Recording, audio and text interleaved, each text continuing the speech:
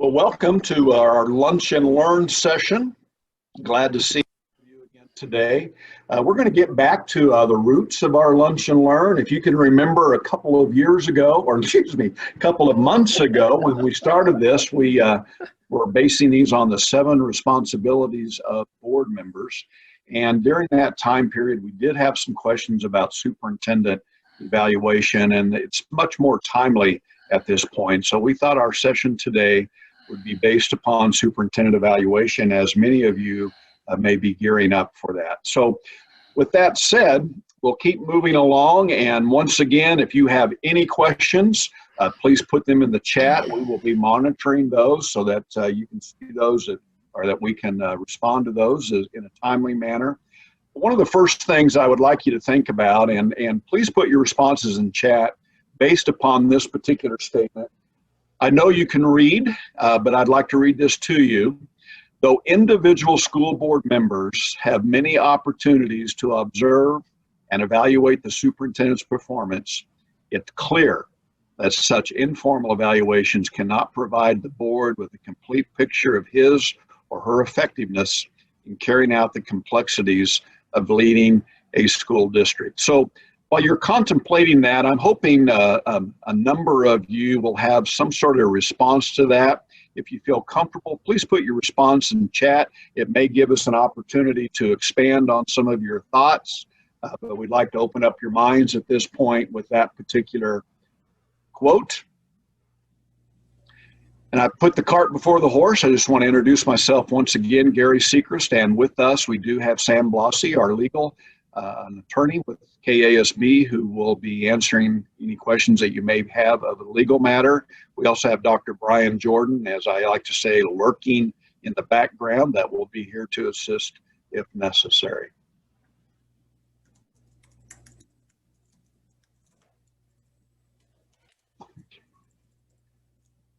So hopefully some of you are putting some your comments based upon that quote in the chat. And Sam, if any point, I'm going to move to this next slide here, if I can, but it's not advancing for me for some reason. Did it advance for you folks? Mm-hmm. Well, Sam, I'll let you take over the screen share as mine just died on me, obviously. All right, I will go ahead and take over then. Good to see some familiar faces that we see on a weekly basis. All right, you should see it now. All right, if you want to go to the slide that you've got responsibility, Sam. Absolutely. So while we're getting adjusted to that, it's probably a great reminder to talk about sort of what the statutory requirements are concerning superintendent evaluations. Now, it is a similar statute. In fact, it is the exact same statute as teacher evaluations and other administrator evaluations as well. The statute talks about licensed staff. And so that's what we're going to be focusing on here. If you have a license for the job that you're doing, you're going to fall under this statute. That statute, if you want to look at it yourself, is KSA 72-2409. And particularly the information that we're focusing on the screen is going to be found in subsection D. And it really discusses how much evaluation needs to happen and when. So as you can see on your screen, for the first or second year licensed staff member, that evaluation must be completed by the 60th day of each semester. Now, it is important to note that this is school days. While under the statute, the school year is counted as being from July 1 to June 30th. It counts as school days only, not days of the week, and of course, not business days. So the first or second year by the 60th day of each semester, not year, but semester. And then we'll move on to those, once you've gotten past your first and second years, to the third and fourth year by February 15th of each year. Now this came as a problem this past year when schools were kind of open and shut, working remotely, things like that, because there were so many things to handle, so many things to be concerned with, a lot of districts fell behind on their evaluations. So it's really important to keep those up to date and do them.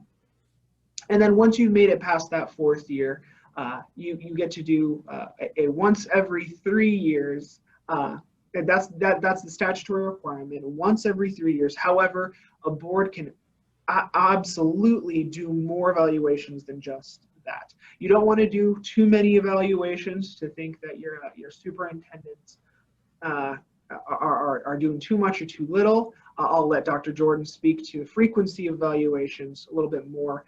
But the statutory deadlines, which is, I'm here to talk about the law, is for that 5th year and beyond, at least once every 3 years. I do see a couple questions in the chat. Ms. Humphreys, are boards required to evaluate interim superintendents on the same timeline? I will check with Dr. Jordan on this one, but my answer is I believe that it is yes. If you are hiring a licensed staff member, they are going to have to be evaluated on that same timeline. Dr. Jordan, any thoughts on that? Yeah, so they are licensed staff member, which falls under that statute that Sam was referencing. But probably the thing that boards need, especially with an interim superintendent, you need to understand is what constitutes an evaluation. We're going to talk today about what you should look at in a good quality evaluation process. There is no legal requirement that certain components have to be included in that evaluation. So you can make it as simple as you want, or you can make it as complex as you want.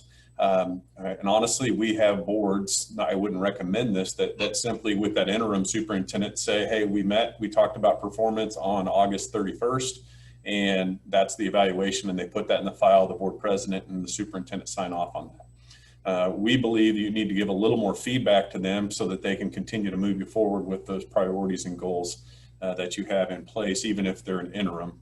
The other question that Kathy is asking down there, we're going to talk a little bit more about how that evaluation process needs to include all voices from the Board of Education. And so I know Gary is going to touch on that a little bit later on, but we definitely would recommend that you do have some kind of feedback for the interim. Otherwise, they're kind of out there guessing that they're going down the right path with you as a board.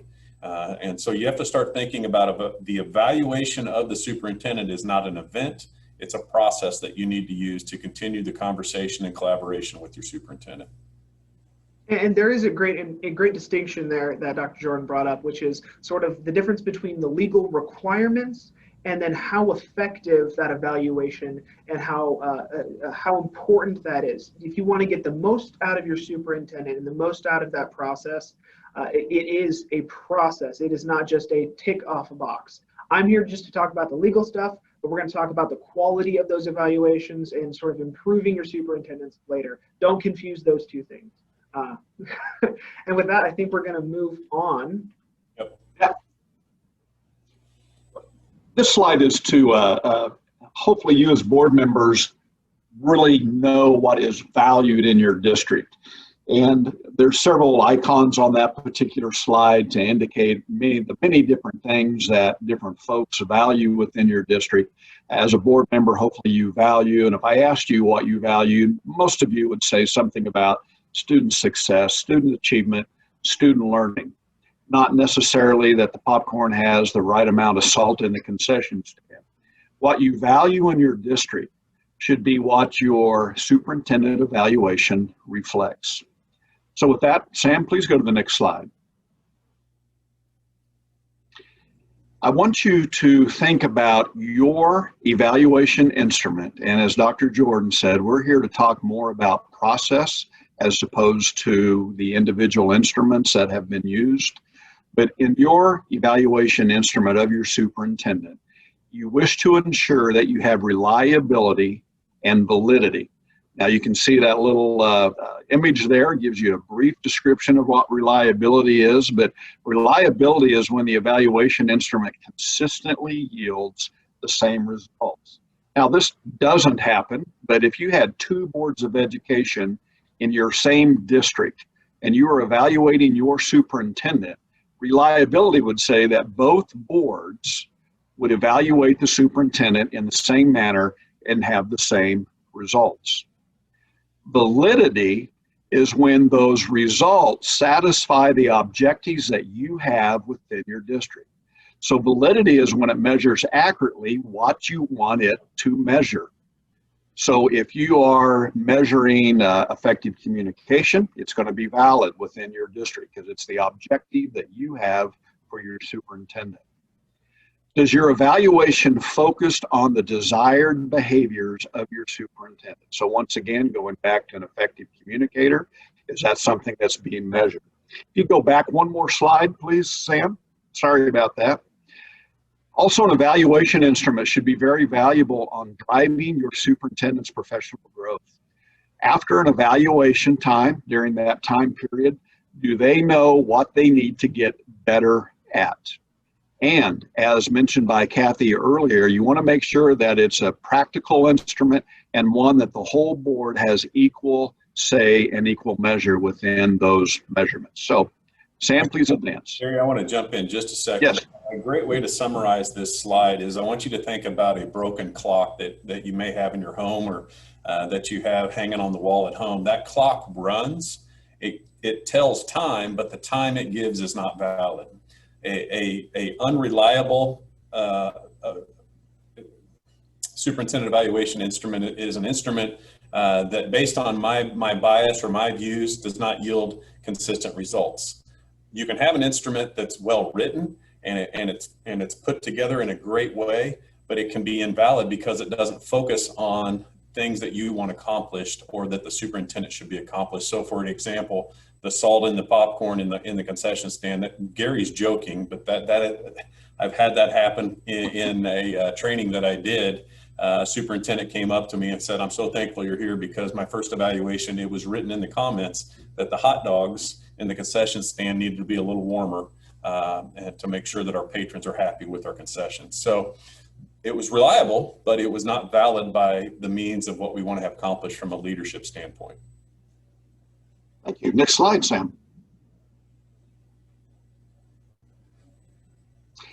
So we are going to ask that you go into a breakout room. And Sam, if you got the time, let's have 3 breakout rooms. But I want you to have a great discussion within your breakout room with your colleagues. And I want you to think about this particular question and comment to each other. Does your process drive professional growth and collaboration between the superintendent and the board? So the best evaluations are ongoing conversation about what's important to your school district. And once again, your superintendent, it's not a gotcha type of situation, but there is ongoing conversation. So this question hopefully will drive your conversation. We hope when you come out that many of you will be willing to comment within the chat, and we'll see where that goes. So Sam, if you could put them in there for, let's say 8 minutes to have a conversation within and driven around this question. Thank you, group. And we'll get Kathy's question answered when we come out. Welcome back from your breakout room. I trust that you had a great conversation.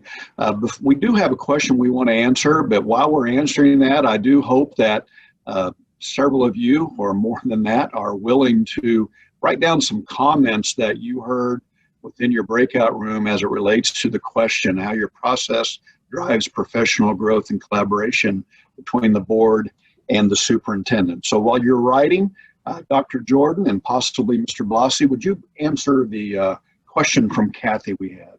Yeah, so Kathy questioned in the chat about can you address a superintendent Facebook page? What effect does that have on the evaluation? Is there a difference in private and public? So probably a first step to take would be to board president pull the superintendent aside and say, you know, you have a private Facebook page, but what's happening on your Facebook page has implications in the community and has implications on this board. I don't think I would directly address the Facebook page in the evaluation, but I would probably take a step back from that and address judgment and address awareness of the situation and how actions by the superintendent can be productive in resolving a situation, or actions by the superintendent have a negative impact on resolving a situation. Sam, are there any considerations or things to think about there from a First Amendment standpoint? Absolutely. And what we need to remember here is that it is a personal Facebook page or a private Facebook page. the person is trying to make their individual thoughts on a matter done. So that does trigger First Amendment concerns, not necessarily First Amendment protections, but it does mean that as a lawyer, it shoots up my red flags and says, okay, we need to start thinking about, are they representing the district when they're making these comments? Is it noted on their profile that they are an employee of the district, what their position is? Are they using district information to prove a point? Things like that. It gets into a rather difficult legal analysis to figure out whether or not we can take action based off of their personal statement. It gets even more cloudy when we start discussing that, yes, this is a private one, but everyone in the community knows you as a superintendent or as a district employee. So whether or not you are saying it in your capacity as such an employee, you don't get to take off your superintendent hat, as it were. So like Dr. Jordan says, the absolute first step is having that conversation and saying, hey, we noticed that you have this profile, and the things that you are posting, we don't care really what they are, but the things that you are posting are now having a community effect that is then reflected on the district. Having that conversation first, and there is a legal distinction between discussing it and taking action because of it. And that's sort of where addressing it in the evaluation comes into play. Dr. Jordan put it beautifully. Yeah, so the issue Kathy raised in follow-up to that is it got copied and pasted to a public page. Well, there again, I always, when I'm doing leadership training with aspiring superintendents or principals, don't say or print anything that you don't want published, because it never goes away in the world we live in these days. Claudia brings up a great point, which will kind of transition us into the next topic, strategic goals. If you've done an evaluation process the right way, you have got the strategic plan goals synced up with the priorities for the superintendent. And that'll transition us then into kind of the next thing that Gary will walk through, that cycle of the evaluation process. Thank you, Dr. Jordan. And Abby, thank you for your comment. Hopefully we'll get some other comments, but Abby's group talked about evaluations being measurable and attainable. We talked about that all board members have an equal opportunity and weight. And we will also discuss that tonight. So thank you, Abby, for that comment. Feel free for others to discuss. As mentioned earlier, we're not here to advocate for a particular instrument, only what we believe should be the valuable parts of instruments. But the cycle is extremely important. And this is a very basic cycle, as you can see, starting with a self-assessment by the superintendent of their own performance, being a pre-evaluation conference with the board members and the superintendent. And then there will be some evaluation data collection, of which we'll discuss a little bit on the next slide, some consolidation performance, some assessments on that. And then eventually that the board members will have an opportunity to put their summary ratings together. And then lastly, which would be the summative evaluation, of which conference with the superintendent and review the summative evaluation. So next slide. So the next slide, when we get there, is what you had just seen with a little bit more information. So we've put some tentative dates on this, and I want you to be aware, depending on whether you are evaluating a first-year superintendent or if you have an experienced superintendent that's in their 8th year, that this cycle may look a little bit different, and it may happen at different times of the year, but it's extremely important for you to be aware of what we are advocating for this procedure and process. So the self-assessment, we think it is extremely important for the superintendent to self-assess their performance. That should happen, theoretically, sometime before September 1st. The next item, number 2, would be the pre-evaluation conference. So obviously the self-assessment needs to occur before the pre-evaluation conference, but that would be when the board and the superintendent in executive session discuss the self-assessment. What types of evidence is there? A great conversation between both parties on what they saw. When there is a lot of trust between the superintendent and the Board of Education, this pre-evaluation conference, the self-assessment can be extremely valuable. Sometime between that conference and when the board members start individually working on their individual ratings, there would be some evaluation data collection, a consolidated performance assessment. This would be when the superintendent starts putting information together, could be artifacts that would assist the board in judging performance. There's a conversation about the self-assessment. You judged yourself as needing some assistance here, or you wish to get better. What kind of evidence can we use as board members to discuss that? Great conversation. Superintendent might be able to say, well, I'll be able to show that by this particular artifact or by the actions that I will be doing between now and then. Once again, Dr. Jordan, our resident expert, if there's anything in that particular thing that you believe to be valuable for our audience, please feel free to. I think one of the other pieces of that self-assessment conversation that needs to be had is how are you going to demonstrate or display this from now until when we do your formal evaluation? And that's an opportunity for the board to set a clear expectation around, okay, we're going to talk about, improving the use of technology in our district. What's that look like from the leadership standpoint? Or we're going to do a better job of engaging with the community and the parents. That's a goal that the superintendent has. Okay, so what are some tangible things that I can look for as a board member to see that that's happening? I like to say that if the superintendent's done a good job in their self-assessment and that conversation's been productive with the board in that second step there, the board members now have a lens that they're looking through at that superintendent's performance with some look-fors. Hey, the superintendent said he or she was going to be more visible at events in the community, also attend service club meetings throughout the year in the community. Those are some very tangible things that we can look for. So if that self-assessment is done properly, the observation and the data collection becomes very easy because we're on the same page with what's expected by the time we get to that final evaluation conference where the board members are completing that step. So Dr. Jordan, as part of this, the data collection, and everybody is looking at similar evidence of a superintendent's performance. I'm sure if you're like me, you get many questions by individual board members. Well, I don't know what a superintendent does. I'm a new board member, so I think I need to go talk to some teachers. Well, there are some dangers to that, and one of the things is which teacher are you going to talk to? Because you could probably always find a teacher that's not real happy with the performance. So if you're judging based upon that teacher or a small number of teachers, it can be dangerous.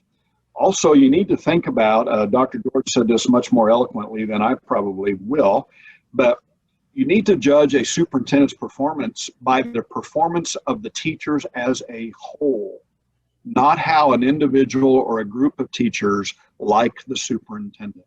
Any clarification on that, Dr. Jordan? Yeah, so, if a superintendent is doing the process appropriately, and the evaluation process is a team effort between the board and the superintendent, the weekly updates that you get, the superintendent should be making connections in the information that you get from them on why certain things are happening and how it relates to their performance. So let's say, for an example, the district's launched into a new social emotional development program or curriculum for their students. You're probably going to hear some feedback from some teachers that aren't happy about the implementation of that.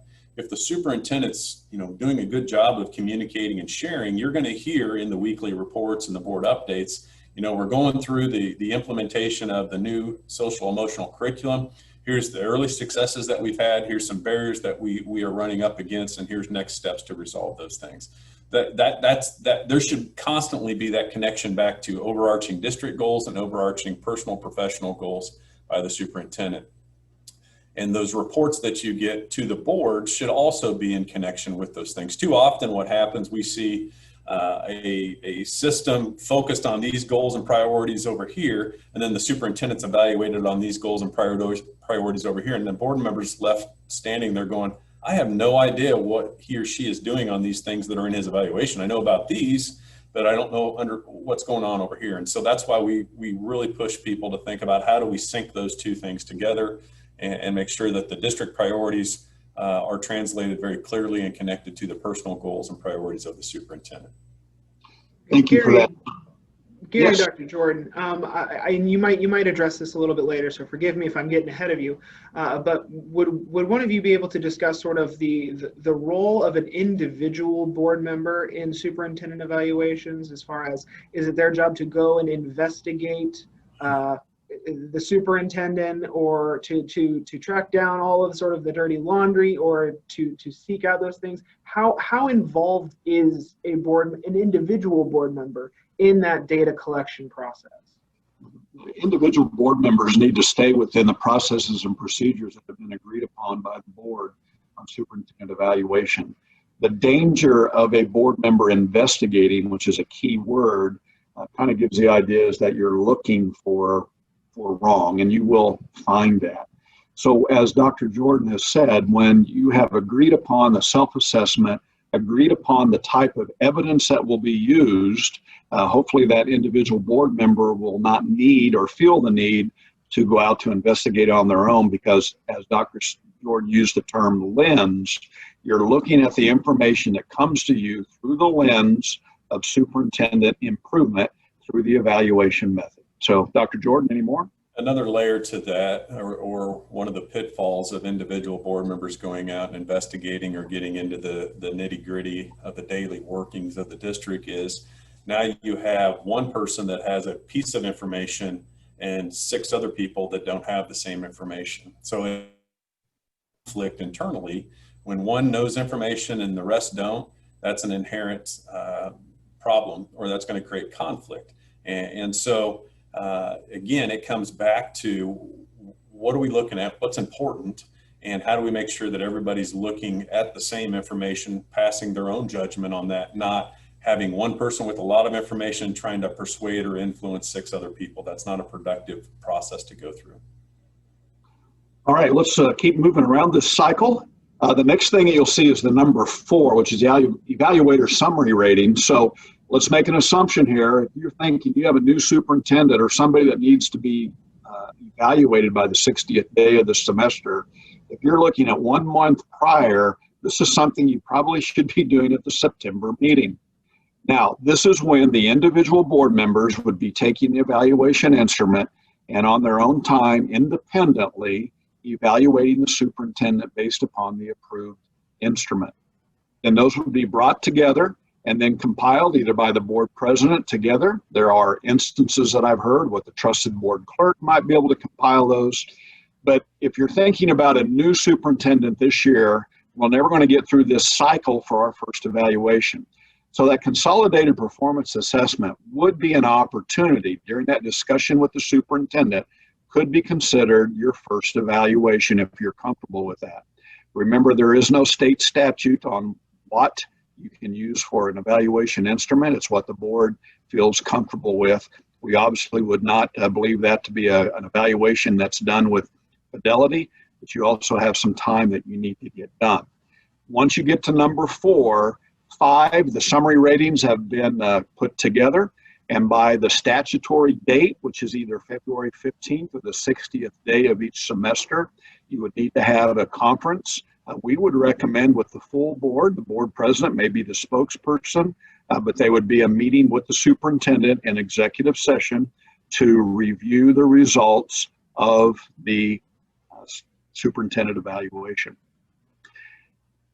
Evaluation is not done on February 15th, because obviously a cycle infers that you're continually working on this by having conversations. At some point after that, we would advocate and highly believe that there needs to be some goal setting by the superintendent. If you have individual goals for your staff, your superintendent should be doing the same thing. If you don't, they still should be doing that. But their goals should be based upon the results of the evaluation. If there's some items of which the board wishes them to get better at, obviously they need to set goals that would relate to that. So let's go to the next slide, Sam, and this may address some of this and the questions, comments that we've had, that the whole board needs to be part of this.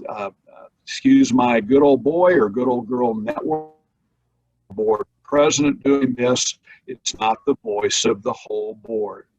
Each board member has equal weight and value to the input given to the superintendent's evaluation. This obviously means that the board president cannot trump the new board members' opinions, that you all have equal weight. So next slide, Sam.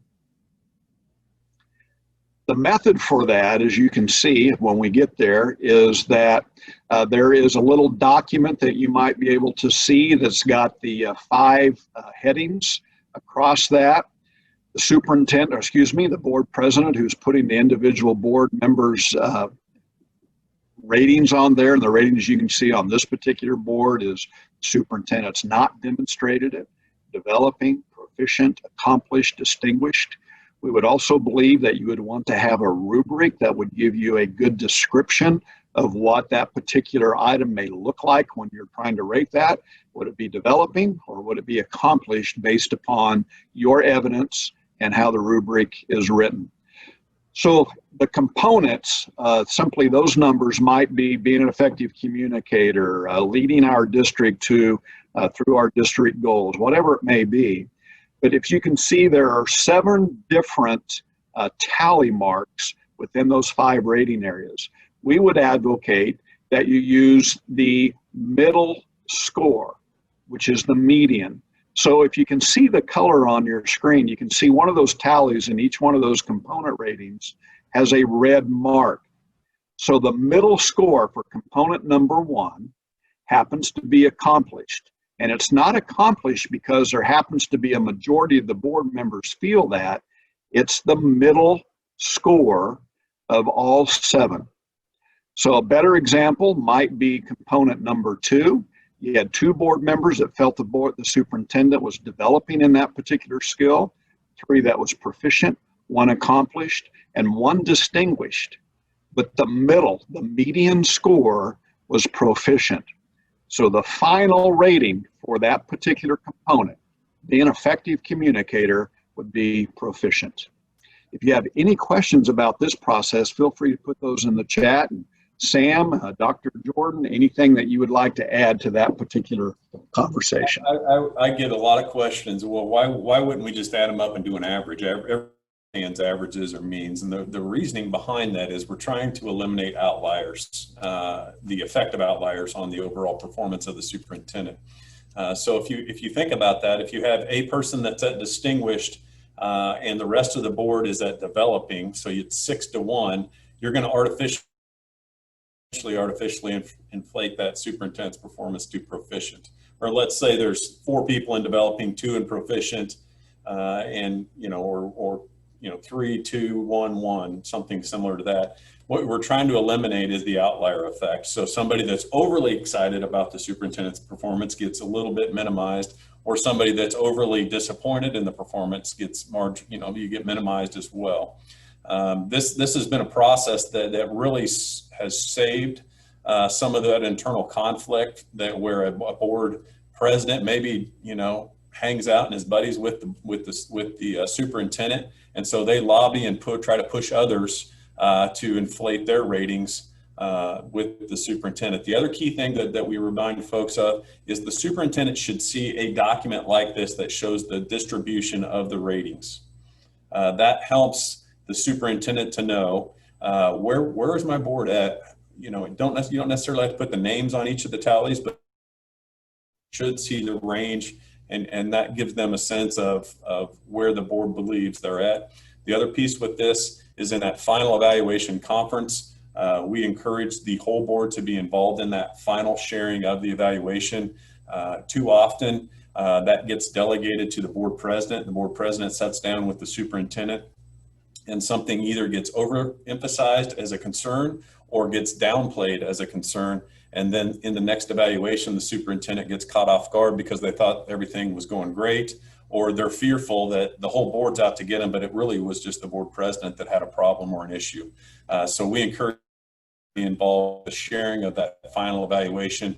And again, it's an executive session item because it involves a personnel matter. It's superintendent evaluation. So get everybody in there so that you minimize that opportunity for overinflating or downplaying something that's a concern for the board. Thank you. Next slide, Sam. Well, we are getting to the questions towards the conclusion of this particular workshop. We're not going to go into a breakout room, but I do want you to contemplate these questions as it relates to your own superintendent evaluation processes. And the manner of which you answer these questions may drive how you do your process. So the questions are, how do the processes that we reviewed with you compare to your current evaluation process? If you're comfortable in saying, we believe it matches what you told us, Gary, or wow, we're completely different, feel free to put that in the chat. You may or may not wish to do that. But I do think this next question is one that hopefully a majority of you would be willing to respond to, that we could all learn from your responses. And that simple question would be, how might these processes strengthen professional growth and collaboration between the superintendent and the board? Very similar to what you see. So feel free to put any responses that you feel comfortable in the chat. We do record this so that we can build off of these. So if you would be willing to go to the next slide, Sam. So we do have a couple of minutes. If you have any questions based upon the evaluation process, now's your final opportunity to get those questions answered. We will hang around with you if you have any questions that we cannot get to. So please feel free to do that. While hopefully a couple of you are writing some questions, as a reminder, we do also have to use this. We got you online. We're going to tell you about this. Once again, we do have board leaders on demand. This is specifically designed for board presidents, vice presidents, but any board members that have interest. We have created 6 videos through our leadership department. You can see the topics that are related. If you are looking to improve your performance as a board leader, please consider going and enrolling into this. And also, on Friday, we will be having an online forum for those of you that have gone through this. So you have an opportunity to discuss, talk about the issues that you have encountered as a board leader. So with that said, let me double check the chat to make sure that we're not skipping anybody. Claudia, you're going to have an opportunity to hear from me again. I'm actually coming out to work with you all here in about a week and a half on this very topic. So happy to do it. That's why we're here. If you have questions, we're more than happy to come out and work with you directly, revamp your current process. My last comment is, it's not the tool that makes the evaluation great. It's the process that you use. That's my takeaway, final thought for the day. Yeah, well, and Abby does have kind of a question that we can team on, Dr. Jordan. Should the superintendent goals and the evaluation items and the superintendent evaluations items be the same? The goals of the superintendent should match the district goals. There obviously can be some differences based upon evaluation's need. They don't have to match, but if you're not measuring both of those, there will be some differences and separations between the directions that the board and the superintendent is going. So there does need to be some sort of match. Any better idea than that, Dr. Jordan? No, you nailed it. Okay. Janie, we will put this slide presentation will be in the member portal. Give us a couple days. So this video will also be in there, but I will also make sure that the PowerPoint is there for you to use. So once again, we much appreciate you willing to spend an hour with us. Thank you to Sam and Brian for once again being and helping us out and answering your questions. So thank you, and hope to see you next Wednesday at noon.